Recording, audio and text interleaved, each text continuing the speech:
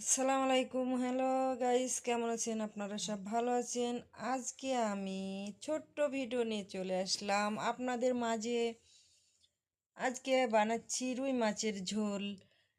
Tomato পেঁয়াজ দিয়ে একটু হালকা হালকা ঝোল বানাবো, ওই জন্যে পেঁয়াজটা ভেজে নিলাম হালকা করে, ব্রাউন কালার করে নিয়ে টমেটো মানে তারপরে মশলাটা ভিজে রেখেছিলাম ওটা একটু দিয়ে দিলাম, তারপরে টমেটোটা দিলাম, দেওয়ার পরে উম, এবার মাছটা দিয়ে দিব একটু হালকা ঝোল, মানে বড়ি দিয়ে ঝোল করব, দেশির বড়ি দিয়ে মাছটা ঝোল করব।